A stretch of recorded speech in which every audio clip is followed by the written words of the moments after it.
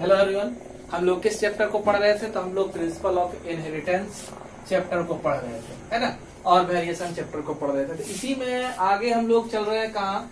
तो आगे कुछ डिजीज को देख रहे हैं। डिजीज में भी क्या है? ऑटोसोमल डिजीज है, सेक्स लिंक्ड डिजीज है। ऑटोसोमल में जान ही रहे हैं कि हमारे पास 22 पेयर जो क्रोमोजोम का है वो कौन सा है? ऑटोसोम का है। और एक पेयर XY क्रोमोजोम जो है वो कौन सा है? सेक्स लिंक्ड डिजीज क्रोमोजोम, है ना। तो अब इसी में हम लोग एक बीमारी को देख रहे हैं, जेनेटिक डिजॉर्डर को देख रहे हैं, जिसका नाम है सिकिल सेल एनीमिया। तो सिकिल सेल एनीमिया में क्या है? Sickle cell. तो हमारा सेल का शेप जो हो जाएगा वो सिकिल सेल में हो जाएगा। हाशिए के आकार का इसका क्या हो जाता है? शेप हो जाता है ना। और आरबीसी हमारा नॉर्मल फॉर्म में नहीं रहेगा। आरबीसी का नॉर्मल फॉर्म जो है, पहले तो हम जानते हैं कि आरबीसी कैसा होता है, वो कुछ इस तरह से होता है। लेकिन जब ये ऑक्सीजन को कैरी करता है तो ये पूरा फूल करके राउंड हो जाता है। तो यहाँ पर क्या है कि ये शेप इसका इस तरह से चेंज हो जाता है। तो चेंज शेप क्यों हो जाता है? इसलिए शेप चेंज हो जाता है, इसलिए चेंज हो जाता है क्योंकि यहाँ पर कुछ फॉर्म गड़बड़ी होती है। हम जानते हैं कि हमारे आरबीसी में क्या पाए जाते हैं? हीमोग्लोबिन्स पाए जाते हैं। हीमोग्लोबिन्स का फंक्शन क्या है? तो हीमोग्लोबिन्स जो है हम जानते हैं ऑक्सीजन कैरिंग कैपेसिटी को कंटिन्यू करने का काम करता है। तो यहाँ पर आरबीसी सिकिल सेल में हो गया। इसका वजह जो है कि यहाँ पर डिफेक्टिव या एबनॉर्मल हीमोग्लोबिन का फॉर्मेशन होने लगा। जनरली हमारे बॉडी के अंदर जो हीमोग्लोबिन्स होते हैं उसके एलील्स क्या होते हैं? HbA। एलील्स जो होते हैं HbA होते हैं। लेकिन इस कंडीशन में क्या हो जाता है? एलील या तो HbA हो जाएगा या फिर HbS हो जाएगा। मतलब एलील मतलब समझ रहे कि हमारे इस हीमोग्लोबिन के फॉर्मेशन के लिए जो जीन है वो जीन का जो पेयर है वही एलील है। तो वो एलील का पैटर्न यहाँ गड़बड़ हो गया, है ना। और एलील का पैटर्न अगर गड़बड़ हो गया, इसमें क्या हो गया? तो म्यूटेशन हो गया, चेंजिंग हो गया, जिसके वजह से वो क्या कर लिया? शेप को क्या कर लिया? चेंज कर लिया, है ना। और कैसा हो गया? सिकिल शेप का हो गया ये। तो यहाँ पर एक नॉर्मल हीमोग्लोबिन का फॉर्मेशन हो गया, जिसके वजह से हमारा आरबीसी का शेप भी क्या हो गया? सिकिल शेप में हो गया। ठीक है। तो क्या कुछ होता है, कहाँ गड़बड़ी होता है, दिक्कत क्या हो सकती है? अगर हमारे पास सिकिल सेल एनीमिया आ जाएगा तो क्या समस्या हो सकती है? समस्या क्या हो सकती है? तो इस बीमारी में पहले ये तो क्लियर हो गया टॉपिक ना। इस बीमारी में हमारा हीमोग्लोबिन के पास दो चेन है, अल्फा और बीटा चेन। तो यहाँ पर जो बीटा चेन है, उस बीटा चेन में हीमोग्लोबिन का जो 6th पोजीशन पर एमिनो एसिड होता है। हम जानते हैं हीमोग्लोबिन क्या है? एक पॉलीपेप्टाइड चेन। पॉलीपेप्टाइड मतलब ढेर सारे एमिनो एसिड के मिलने से ही हमारा क्या हुआ है? हीमोग्लोबिन का फॉर्मेशन हुआ है। तो ये जो पॉलीपेप्टाइड चेन है उसमें 6 नंबर पर जो हमारा एमिनो एसिड है उसका नाम है ग्लूटामिक एसिड। 6 नंबर पर जो एमिनो एसिड है उसका नाम क्या है? ग्लूटामिक एसिड, जिसका ट्रिपलेट कोडोन क्या है? CTC है ना। ट्रिपलेट कोडोन क्या है? CTC है। अब यहाँ पर क्या हो जाता है? ट्रांसवर्सन हो जाता है। होता क्या है? ट्रांसवर्सन होता है, यानी कि T को यहाँ से रिमूव कर दिया जाता है और उसका स्थान जो है A ले लेता है। थायमीन को हटा करके उसका स्थान कौन ले लेता है? A ले लेता है, ट्रांसवर्सन की वजह से। तो हमारा ये जो glutamic acid CTC triplet codon के वजह से ग्लूटामिक एसिड का फॉर्मेशन हो रहा था, लेकिन अब जो कोड हो जाएगा CAC या CA। तो अब देखिए यहाँ पर जो मैसेंजर आरएनए हो, मैसेंजर आरएनए के अगेंस्ट में ही कोडोन होता है। तो यहाँ पर CAC हो गया, तो इसका कोड क्या बनेगा? G। पहले तो हमारा क्या था? CTC था। तो अब देखिए यहाँ पर क्या हो जाएगा? GA, है ना। T के जगह पर A आ गया और यहाँ पर क्या हो गया? G हो गया। तो ये रिप्लेसमेंट हो जाता है, जिस वजह से हमारा यहाँ पर एमिनो एसिड ग्लूटामिक एसिड के जगह पर कौन सा एमिनो एसिड आ जाता है? वैलिन आ जाता है। तो वैलिन आ गया तो हमारा हीमोग्लोबिन जो है वो नॉर्मल नहीं रह गया। तो इस एबनॉर्मल हीमोग्लोबिन को ही क्या कहते हैं? तो हमारा सिकिल सेल एनीमिया कहते हैं। ये क्रिएट करेगा सिकिल सेल एनीमिया। तो कंफर्म हो गया कि हमारे बॉडी के अंदर 3 तरह के जीन्स हो सकते हैं। पहला HbA जो कि नॉर्मल कंडीशन का है ना। दूसरा क्या है? HbA, है ना। ये कैरियर की तरह बिहेव कर सकता है। ठीक है। ये क्या कर सकता है? कैरियर की तरह बिहेव कर सकता है। ठीक है। दूसरा क्या है? तो HbS टाइप जो है वो हमारा किस बीमारी को? तो सिकिल सेल एनीमिया को शो कर सकता है। ठीक है। क्लियर हुआ यहाँ तक? अब देखिए इस चेन को हम लोग देखते हैं, हीमोग्लोबिन के चेन को देखते हैं। तो हीमोग्लोबिन के चेन में नंबर के हिसाब से दे दिए हैं। यहाँ पर ये वायलिन है, ये हिस्टीडीन है। इससे पहले हमारा टेलीग्राम ग्रुप पर आपका डाला हुआ है, ये वाला है ना, पूरा जितना सारा 20 एमिनो एसिड है उसका चार्ट डाला हुआ, आप उसको देख सकते हैं। तो वैलिन है, हिस्टीडीन है, ल्यूसीन है, थ्रियोनिन है, प्रोलीन है, ग्लूटामिक एसिड है, ग्लूटामिक एसिड है। तो यहाँ पर 6 नंबर का जो पोजीशन का ग्लूटामिक एसिड है, इसी के साथ गड़बड़ी होना है। क्या होना है ये आप देखें, यहाँ पर सीटीसी कोडोन था, चेंज हो गया कोडोन, क्या जीएजी, ये नॉर्मल हीमोग्लोबिन का चेन है, एचबीए पेप्टाइड चेन है ना। अब यहाँ पर क्या हो गया कि यहाँ वैलिन को दिखा रहे हैं, तो वैलिन आ गया, तो वैलिन आने की वजह से यह जो नया चेन बनाया वो किस तरह का चेन होगा, एचबीएस चेन होगा, है ना, पॉलीपेप्टाइड का चेन होगा। क्या कुछ हो सकता है अगर हमें sickle cell anaemia genetic disorder के रूप में मिल जाए, तो क्या कुछ हो सकता है। तो इस कंडीशन में आरबीसी जो है सिकिल सेप का हो गया, तो हमारे जो कैपिलरीज के थ्रू है, ब्लड कैपिलरीज जो है, उससे ये पास नहीं कर पाता है, और इसका टेंडेंसी क्या होता है, जहां रहेगा वहीं क्लॉट कर जाएगा या डिजेनरेट कर जाएगा, अपने फंक्शन को ये भूल जाता है, ऑक्सीजन कैरिंग की कैपेसिटी को भूल जाता है, और इस वजह से हमारे बॉडी के अंदर हीमोग्लोबिन की कमी होगी, हीमोग्लोबिन की कमी की वजह से एनीमिया काउज होगा। जॉन्डिस कंडीशन आ सकता है, स्प्लीन और ब्रेन भी क्या हो सकते हैं, डैमेज हो सकते हैं। पेशेंट ज्यादा वीकनेस को शो करेगा क्योंकि आरबीसी का नंबर घट रहा है, हेडेक होगा, है ना। हम जानते हैं कि ग्लूकोज का सप्लाई एप्रोप्रिएट अमाउंट में ब्रेन तक नहीं हो पाएगा, इस वजह से हेडेक होगा, है ना। मसल्स क्रैम्प कर सकते हैं क्योंकि एनर्जी प्रोडक्शन के लिए क्या चाहिए, ऑक्सीजन का पहुंचना चाहिए सेल के अंदर, तब जाकर के सेल क्या करेगा, ग्लूकोज को ब्रेक करेगा। तो ग्लूकोज बढ़िया से ब्रेक नहीं होगा तो लैक्टिक एसिड का फॉर्मेशन होगा, वहां पर एनोरेबिक रेस्पिरेशन होने लगेगा, तो लैक्टिक एसिड का फॉर्मेशन होगा, और लैक्टिक एसिड के फॉर्मेशन से मसल क्रैम्प क्रिएट होगा, है ना। तो ये हम लोगों ने देखा क्या, सिकिल सेल एनीमिया को देखा। सिकिल सेल एनीमिया में क्या कुछ कंडीशन हो सकता है, इसको हम लोगों ने देखा।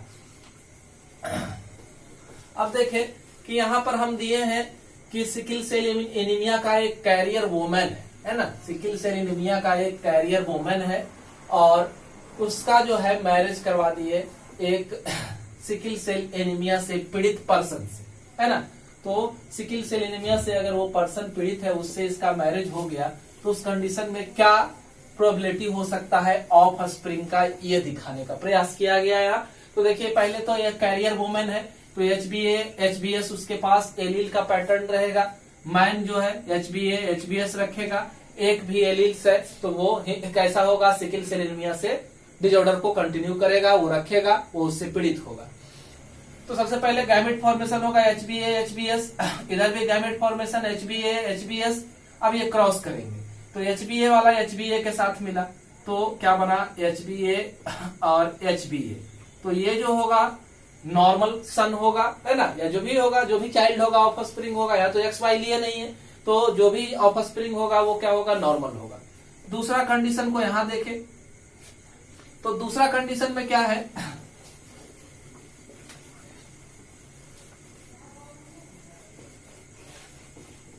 दूसरा कंडीशन में एचबीएस जो है वो एक बार एचबीए से कर ही चुका है, तो ये फिर एक बार क्या करेगा, एचबीएस से करेगा। ये एक बार किससे किया था, एचबीएस से, अब एचबीएस से करेगा दूसरा कंडीशन में।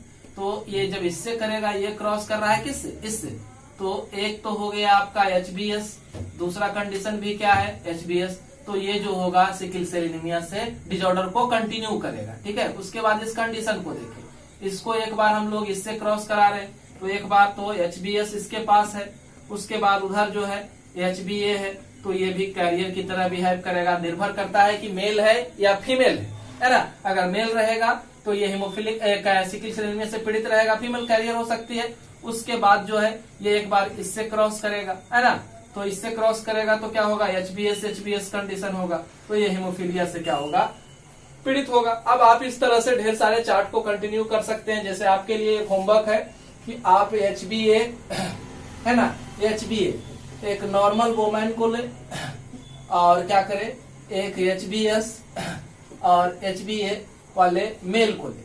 अब इसके साथ जो है हाँ ठीक है, तो इसके साथ क्रॉस कराए और रिजल्ट क्या होता है वो आप बनाए, ठीक है।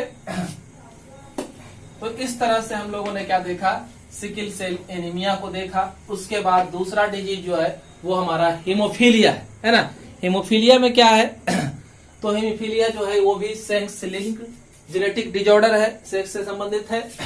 क्योंकि इसके क्रोमोजोम जो होते हैं वो एक्स क्रोमोजोम पर इसके जो जीन्स होते हैं, एलील्स होते हैं, वो एक्स क्रोमोजोम पर प्रेजेंट होते हैं, है ना। ये कहां पर प्रेजेंट होंगे, तो एक्स क्रोमोजोम पर प्रेजेंट होंगे। अब एक्स क्रोमोजोम पर इसके जीन्स जो प्रेजेंट है उसमें क्या